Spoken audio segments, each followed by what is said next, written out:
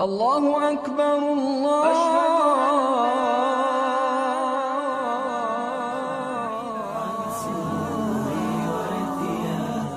قلت نور حل ذاتي فاسألوني عن صلاتي طهرتني هذبتني من بسم الله الرحمن الرحیم و به نستعین. یکی از چیزهایی که برای نماز ما لازم داریم طهارت و پاکی هست. رسول الله صلی الله علیه و سلم فرمودند لا صلاة لمن لا وضوء له. کسی که وضو ندارد و در حالت طهارت و پاکی نیست نمازی هم ندارد. پس بنابراین برای نماز خواندن ما نیاز به وضو داریم و وضو را الله متعال در قرآن کریم برای ما شرح دادند، کیفیتش را که چه چیزهایی را و چه اعضایی را باید ما در هنگام وضو بشوریم. الله متعال می‌فرماید یا ایها الذین آمنوا اذا قمتم الى الصلاة فاغسلوا وجوهكم وأيديكم الى المرافق وامسحوا برؤوسكم وارجلكم الى الكعبین. در این آیه الله متعال به ما دستور داده که اعضای مخصوصی را یعنی دست و صورت و پاها را بشوریم و سر را مس بکنیم و این در واقع همان وضوء شرعی هست. در وضوء شرعی مواردی رو ما باید مد نظر داشته باشیم که از رسول الله صلی الله علیه و سلم برای ما نقل شده. معروفترین حدیثی که در این زمینه هست حدیث حضرت عثمان ابن عفان رضی الله تعالی عنه هست که حمران روایتش کرده، در صحیح بخاری هست و من بر اساس این روایت حضرت عثمان رضی الله تعالی عنه برای شما انشاءالله وضو خواهم گرفت. قبل از هر چیزی در هنگام وضو اون چیزی که لازم هست این مطلب هست که انسان باید نیت داشته باشد.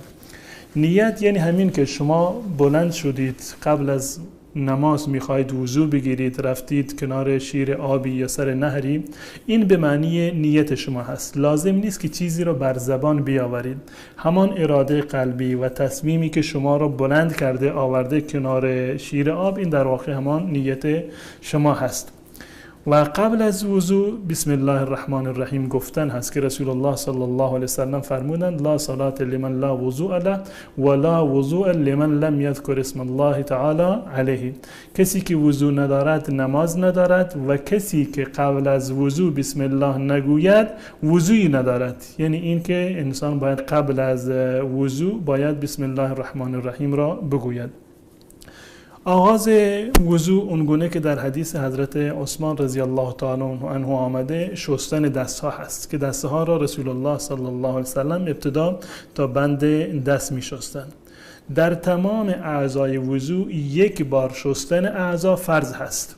یک بار شستن دست، یک بار شستن چهره و یک بار مسح کردن و یک بار شستن پاها فرض هست. اضافه بر آن 2 مرتبه شستن و 3 مرتبه شستن سنت هست. یعنی همین که شما یک مرتبه دستها را و صورت را پاها را بشورید و یک مرتبه سر را مسح بکنید، یعنی این که وضوی شما وضوی کاملی هست. رسول الله صلی الله علیه وسلم هم یک مرتبه وضو گرفتند، یعنی هر عضوی را فقط یک مرتبه شستند و هم 2 مرتبه و هم 3 مرتبه در واقع وضو گرفتن. یک مرتبه اولش فرض هست و مرتبه دوم یا سومش در واقع سنت هست. و همین ترتیبی که در قرآن کریم آمده و همین ترتیبی که در احادیث رسول الله صلی الله علیه وسلم و کیفیت عملی رسول الله صلی الله علیه وسلم که وضو می گرفتند آمده، این را ما باید مد نظر داشته باشیم. قبل از هر چیزی شستن دستها هست. اما یک مطلب رو حتما باید مراعات بکنید که در مصرف آب اسراف نکنید. در روایت اومده که رسول الله صلی الله علیه وسلم با یک مد وضو می گرفتند. یک مد یعنی تقریبا چیزی حدود نصف لیتر هست. حتی کمتر از این اومده که نصف لیتر را 2/3 را رسول الله صلی الله علیه وسلم با این در واقع وضو می گرفتند. معنیش این است که رسول الله صلی الله علیه وسلم حتی اسراف در مصرف آب را برای انجام یک عبادت نمیپذیرفتند و ما باید این موارد را مراعات بکنیم. شیر آب را باید به اندازه‌ای که لازم هست باز بکنیم، نه این که زیاد این شیر آب را باز بکنیم تا آخر که اسراف بشود. همین اندازه کافی که در واقع اسراف نشود شما می توانید شیر آب را باز بکنید. و اولین مرحله این است، بعد از نیت کردن و بعد از بسم الله الرحمن الرحیم 3 مرتبه شستن دسته ها، این شستن دست تا کف دست باشه و 3 مرتبه به این صورت دسته ها را میشورید. و یک مطلب دیگری که در حدیث اومده و در مورد وضو مهم هست، شستن براجم هست. براجم یعنی شستن این بنده های انگشت که پوست در واقع چین چین هست و امکان داره که خشک بماند. در هنگام وضو باید این موارد رو در واقع مد نظر داشته باشید و همچنین خلال کردن انگشتان رو که رسول الله صلی الله علیه و سلم فرمودند اسبغ الوضوء و خلل بین الاصابع، و در میان انگشتان خلال بکن، یعنی به این صورت. این مرتبه دوم بود و مرتبه سوم این الان کاملش هست، یعنی از 3 مرتبه بیشتر شستن دیگه در واقع همون مفهوم اسراف هست. بعد از این که دستها را تا این مقدار شستیم وقت مزمزه هست و استنشاق. مزمزه و استنشاق یعنی این که آب را در دهان بکنیم و آب را در واقع بچرخانیم در دهان، این معنی مزمزه هست. و بعد از آن آب را در بینی کردن و با فشار نفس بیرون راندن، این معنی در واقع مزمزه و استنشاق هست. و کیفیتش به این گونه هست، رسول الله صلی الله علیه و سلم با یک کف آب هم آب را در دهان می‌کردند و هم در بینی می‌کردند. این از عمل رسول الله صلی الله علیه و سلم این گونه ثابت است.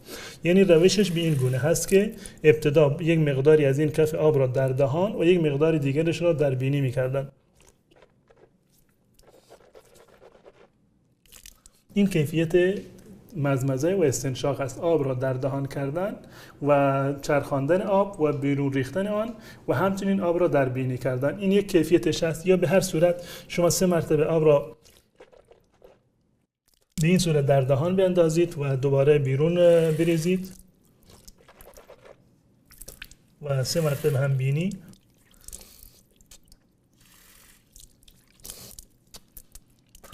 به این صورت شما در واقع مزمزه و استنشاق رو انجام دادید. و رسول الله صلی الله علیه و سلم در این زمینه توصیه زیادی رو کردن. بالغ فی الاستنشاق الا ان تکون صائما، هنگامی که بینی رو با آب تمیز میکنید در این زمینه مبالغه بکنید، با شدت این کار رو انجام بدهید مگر اینکه روزه باشید. و بالغ فی الاستنشاق الا ان تکون صائما، یعنی تمیز کردن دهان و خصوصا بینی در هنگام وضو خیلی مهم هست و باید در این زمینه حتما ما مراعات بکنیم و آب رو حتما در دهان و در بینی ببریم، حداقلش 1 مرتبه و حد اکثرش 3 مرتبه. و حتی بسیاری از علما معتقد هستند که این جزء واجبات وضو هست. خب پس بنابراین ما دستها رو شستیم، این مرحله اول بود. و مرحله دوم آب رو در دهان کردیم و آب در بینی، شستن دهان و بینی. مرحله سوم شستن چهره هست. در شستن چهره یک چیزی رو ما باید مد نظر داشته باشیم، اون حدود چهره هست. چهره را از کجا تا کجا باید شست؟ چهره یعنی اون چیزی که مواجهه با اون صورت میگیرد. وجه یعنی اون چیزی که وقتی که شما روبرو با یک کسی ایستادید برای اون فرد کاملا نمایان هست. یعنی چهره شما از جایی که مو در واقع میروید، از اینجا که مو میروید تا زیر چانه به صورت عمودی و طولی و عرضش از 2 تا لاله گوش، از این لاله گوش تا گوش دیگر، این قسمت باید کاملا شسته بشود. این قسمتی هست که فرض هست برای شما که در هنگام وضو این قسمت رو حتما باید بشورید. و شستنش هم به همین کیفیتی که عرض کردم، 1 مرتبه شستنش فرض هست و 3 مرتبه شستن یا 2 مرتبه شستنش سنت هست. به این کیفیت در واقع شسته می شود. سعی بکنید در مصرف آب اسراف نکنید. این کیفیت، این 1 کف آب هست که گرفتید و این 1 کف آب را به این صورت بر صورت خودتون میکشید. الان این 1 مرتبه شستن صورت هست. مرتبه، یعنی فرض کاملا انجام شده با یک مرتبه‌ای که شما به این صورت دست را بر صورت میکشید همراه با آب، یعنی فرض را انجام دادید. اگر آب کم بود میتوانید به همین یک مرتبه اکتفا بکنید، وضوء شما درست هست. اما وضوء کاملتر که اسباغ وضوء هست که رسول الله صلی الله علیه و سلم فرمودند که اسبغ الوضوء، وضوء را کامل بکنید، با 3 مرتبه شستن هست. و 2 مرتبه دیگر من این عمل را انجام میدهم. این آب را به این صورت،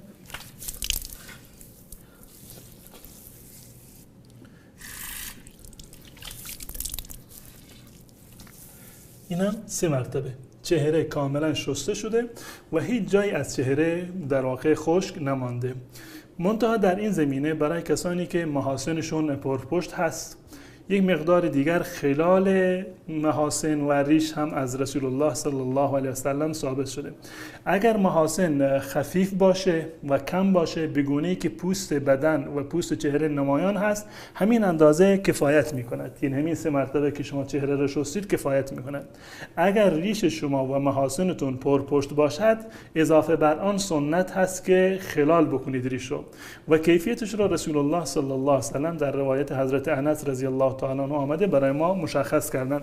یعنی این که یک کف آب را رسول الله صلی الله علیه و سلم این گونه می‌گرفتن و با این یک کف آب محاسن خودشون و ریش خودشون رو خلال می‌کردن. کیفیتش این است که فاخذ کفا من ماء فادخله تحت حنکه، که زیر چانهشون این داخل می‌کردن. یعنی به این کیفیت خلال ریش هست. 1 مرتبه کافی هست. کیفیت خلال کردن ریشی که پرپشت هست به این گونه در واقع خلال می شود.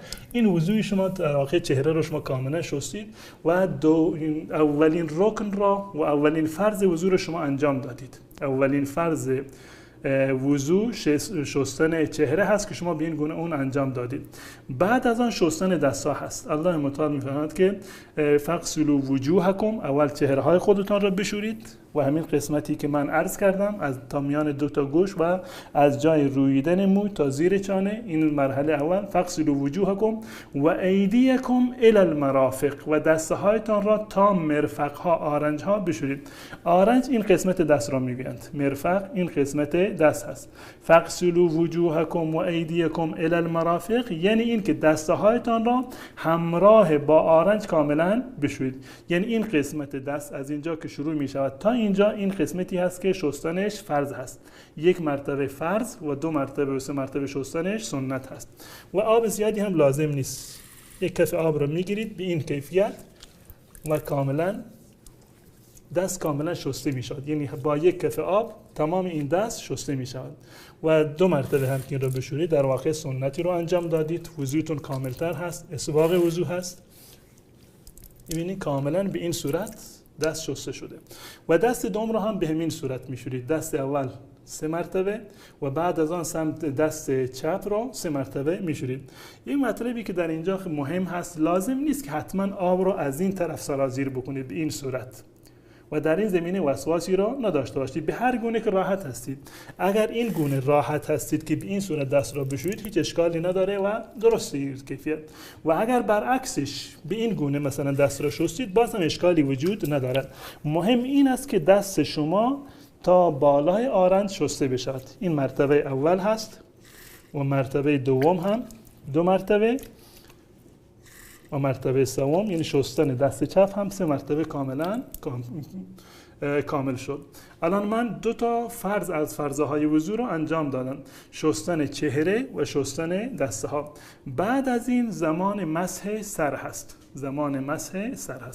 و الله متعال می‌فرماید یا ایها الذین آمنوا اذا قمتم الى الصلاة فاغسلوا وجوهکم و ایدیکم الى المرافق وامسحوا برؤوسکم، سرهایتان را مسح بکنید. 2 کیفیت مسح از رسول الله صلی الله علیه و سلم برای ما ثابت شده. یکیش روایت حضرت عبدالله ابن زید رضی الله تعالی عنه است که میاد رسول الله صلی الله علیه و سلم سرشون رو مسح کردن با 2 دست خودشون. به این کیفیت برای مسح کردن همین مثلا آبی که وجود داره بر روی دست و دست شما خیس هست، همین هم کفایت میکند.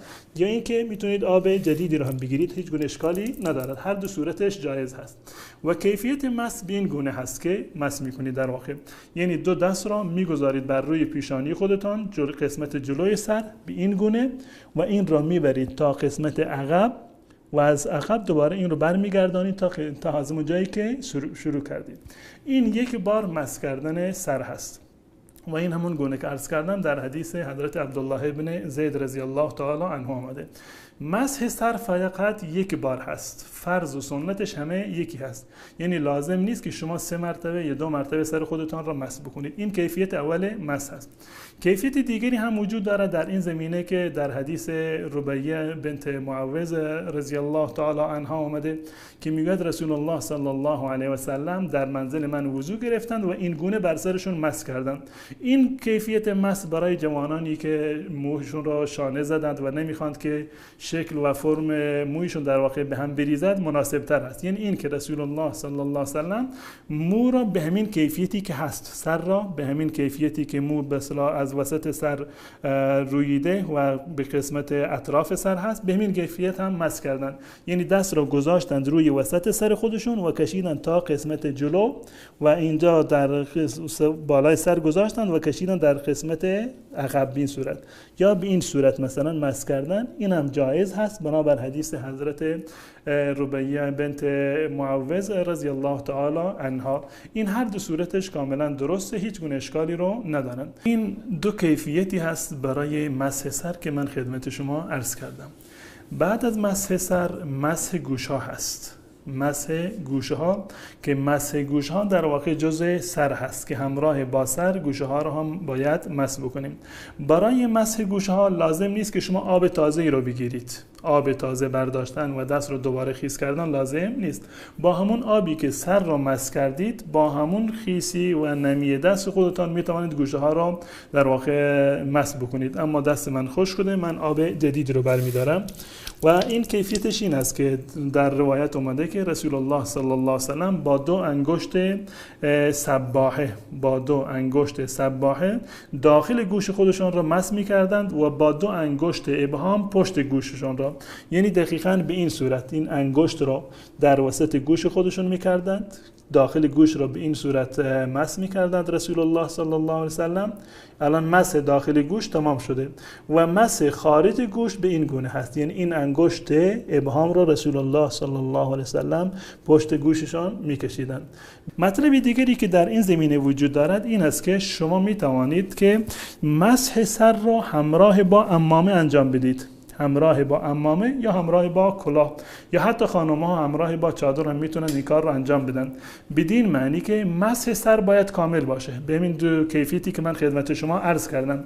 اگر یک فردی عمامه‌ای سرش هست یا دستمالی رو سر خودش پیچیده یا کلاهی حتی سرش هست یا زنی رو چادری و روسری رو سر خودش محکم بسته، اشکال ندارد یک قسمتی از سر را که مویش ظاهر و نمایان هست مسح بکند و مسح را بر روی کلاه و بر روی عمامه و چادر کامل بکند. این هیچ گونه اشکال شرعی ندارد. به این کیفیت مثلا دست من الان خشک شده، شما این قسمت مو را که مثلا بیرون هست این رو مثلا مسح میکنید و باقی مانده مسح سر را بر روی کلاهتان یا بر روی عمامه تان یا بر روی چادرتان مسح بکنید. هیچ گونه اشکال شرعی وجود ندارد. مسح سر را شما به صورت کامل در واقع انجام دادید.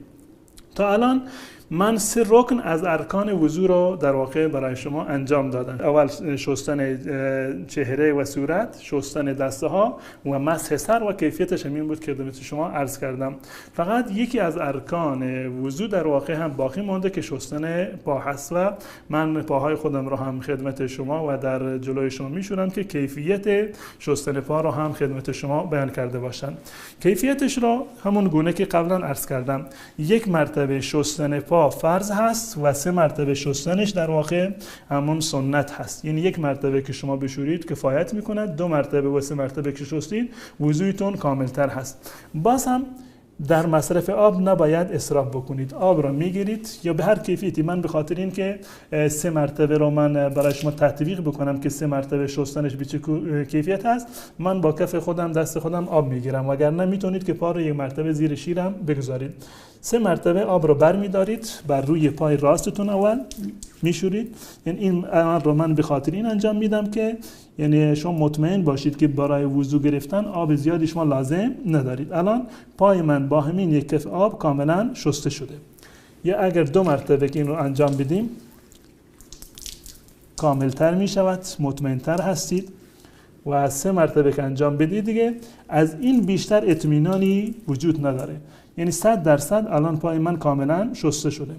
در قسمت پا همان گونه که در مورد دست من عرض کردم، خلال کردن انگشتان این را رسول الله صلی الله علیه و سلم توصیه کردند و رسول الله صلی الله علیه و سلم در هنگام وضو پای خودشون را خلال می‌کردند با انگشت کوچک دست خودشون، یعنی از زیر به این گونه این انگشت را لای انگشتان پا می‌بردند و این می‌شود مسح و خلال انگشتان. یا با انگشت سباحتون و انگشت اشاره هم می‌توانید به این گونه مثلا خلال انگشتان رو انجام بدهید. این کیفیت خلال کردن انگشتان پا. یا مثلا می‌تونید حتی یک مرتبه پایتان را زیر شیر هم اگر بگیرید به این کیفیت، باز هم اشکال شرعی وجود نداره و شما در واقع پایتان را به صورت کامل شستید. و اما به خاطر اینکه 3 مرتبه وضو گرفتم را یا شستن پا رو من نمایش بدم، با کیفیت اول یعنی برداشتن آب با کف و شستن پا را خدمت شما من نمایش دادم. به این کیفیت وضوی شما در واقع کامل شده. وضوی شرعی را شما کاملا انجام دادید. بعد از این که پاها رو در واقع شستید، وضوی شما در واقع کامل شده. با شستن پای چپ وضوی شما کاملا صحیح است و در هنگام شستن اعضای وضو، در هنگام شستن دست و صورت دعای مخصوصی وجود ندارد. یعنی هیچ گونه دعایی از رسول الله صلی الله علیه وسلم ثابت نیست. تنها دعایی که در این زمینه ثابت هست از رسول الله صلی الله علیه وسلم بعد از وضو هست. بعد از وضو هست. در روایت حضرت عمر ابن خطاب رضی الله تعالی عنه است که رسول الله صلی الله علیه وسلم فرمودند که هر کسی بعد از وضو این دعا را بخواند: اشهد ان لا اله الا الله وحده لا شریک له و اشهد ان محمدا عبده و رسوله. این در اصل روایت است. در روایت سنن ترمذی این دعا و این جمله هم اضافه شده که اللهم اجعلنی من التوابین و اجعلنی من المتطهرین. به این کیفیت شما وضوی کاملی رو گرفتید و طهارتی رو حاصل کردید و با این طهارت و این وضو شما می توانید که نماز رو یا این که تلاوت قرآن رو دست بزنید و در واقع قرآن رو تلاوت بکنید و هر مقداری که خواستید در واقع نماز بخوانید. و السلام علیکم و رحمت الله و برکاته. الله اکبر الله.